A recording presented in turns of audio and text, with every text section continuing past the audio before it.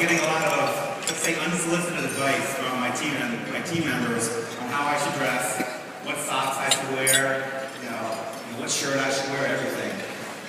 But then when I started to, when I got here, I started to get, de-shined and getting mic'd up and everything. Everybody started asking me what my new role at IBM was after the reorganization. I couldn't figure out why they were asking me that. I'm a business partner. Why would they be asking me that? And then watching John and others get up today, I clearly missed the memo on how business partners are supposed to dress.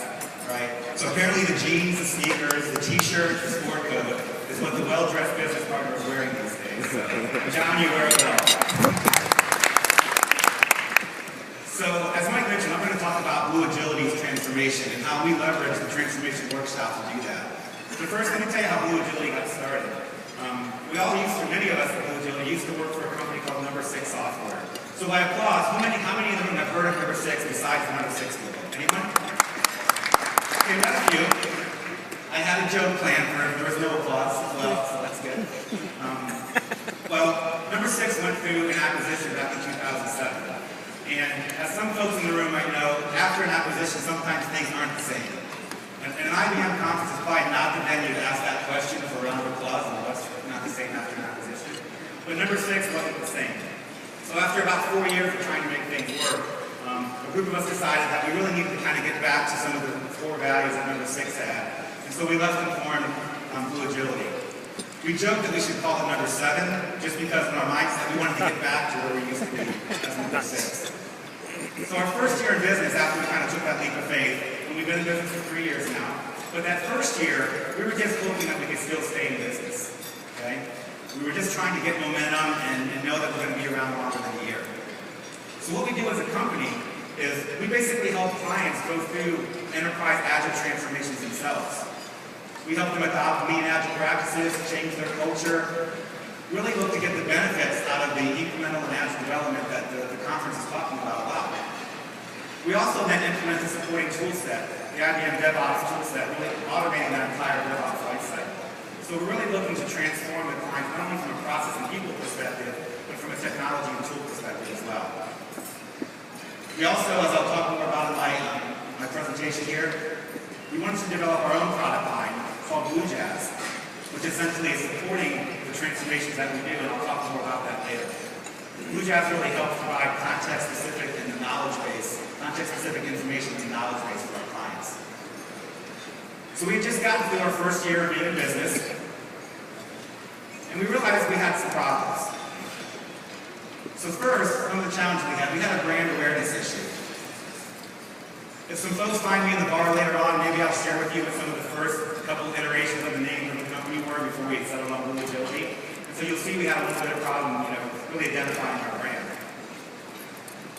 Our revenue, we were doing okay, but we weren't really growing at a pace that was going to support what we wanted to do long term. The investments we wanted to make in Blue Jazz, the additional things that we wanted to do in the marketplace to grow. So we had a revenue growth issue. And then lastly, our sales cycle was too long. We weren't closing as many deals as we should have, so our sales skills and our ability to close was not what it should be. So these are some of the challenges we had, which were really inhibiting our growth and making us wonder, how much longer were we going to be around? And were we just going to be kind of a small, 5-6 person consulting company, or were we really going to grow and be able to do that? So what we did is we went to the Business Transformation Workshop. People often ask me, Ken, what does the VP of Strategy do? And I said, very good question. My first answer is, well, first of all, what they don't do is they don't do performance reviews and appraisals because they don't have direct reports anymore, which is a beautiful part about being the Vice President of Strategy. But really, my job is to look at where is Blue Agility going? How are all the pieces of our company coming together to get us where we need to go? And so this Business Transformation Workshop really helped us take the time to think about that. It helped us really to allow us to take a step back, prepare for the session, and in preparing for the session, we were asked to look at our business, our competition, our skills, our processes. Where were we in the marketplace relative to other people? It kind of forced us to come out of our day-to-day life and start to look at working on the business instead of in the business. Because many of us are just day-to-day supporting our clients. So in this session, we learned a lot of things. We had a great conversation, and we really helped us understand where we should go as a business. As a result, you can see several of the key items that came out of the session that we implemented very quickly. We refined our website presence to focus on our core competencies and implemented a social media strategy around that included Twitter, LinkedIn, Facebook, and what have you. We all of a sudden got on the map from a branding perspective, once we finally settled on the right company name. So much more broader presence in the market. We also increased our sales headcount and marketing headcount. And as Mike talked about, started to focus on key buyers and our clients and key lines of business that could take advantage of what we do. So we really started to refine our message and really started to focus in on those items.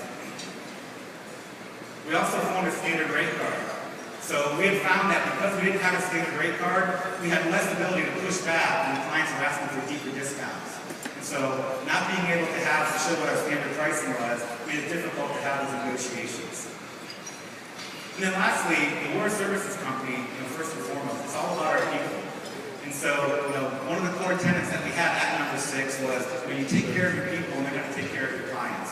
So we wanted to continue to foster that agility, get back to that mindset, and continue to foster and engage employees. So we focused on that as well. So as a result of implementing these changes, in a 12-month time period, our revenue was up 32%. Our profit was up 15%. Our win rate went up 85% by count and 95% by dollars.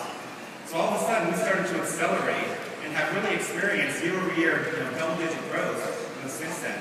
And we're planning more for that this year. And ultimately, that all leads to more wins. So everybody likes to have the slide in the standard overview deck that has all the logos of the clients. So we started to put more and more logos on there as well. And then finally, having this focus and this increased revenue allowed us to focus on that Blue Jazz product that I mentioned.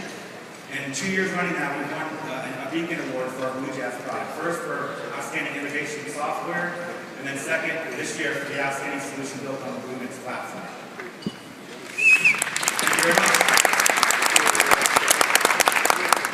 So a little bit more about Blue Jazz, because it really is something that we're looking to use to change the way the consulting business works. Folks are used to the model where you kind of back up the bus of consultants, drop off these consultants, and they're there forever. And the first question clients always ask is, when am I going to be done with you? When am I going to be self-sufficient? The other issue you have with a consulting firm, particularly when you're trying to get momentum, you go where the business is. So you tend to have a lot of clients that are a lot of consultants that are road warriors, that are on the road all the time. Well, we knew if we were going to build a sustainable business, both for ourselves and for our clients from a cost perspective, we needed to start to evolve that. So that's one of the things that Blue Jazz does. So if you remember when you go onto the airplane from they talk about at the beginning when the air mask button popped down, if there's a problem, that you should put on your air mask first before the others around you. Well, that's the same kind of thing we wanted to do with our consultants. So in order for them to best take care of their clients, we had to take care of them. So what Blue Jazz allows them to do is basically capture a lot of the knowledge that they have in their heads and codify it into our technology platform. So you have process guidance that captures some of the basic processes that clients need to transform their organizations. So we take that knowledge out of our coach's head, embed it into the tool so that they can leverage that, whether or not they're there. So essentially what we're providing the client is a virtual coaching capability. They have a virtual coach even when they don't have a live coach there.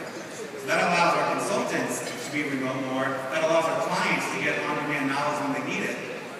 And all of that is driven by the Watson knowledge corpus.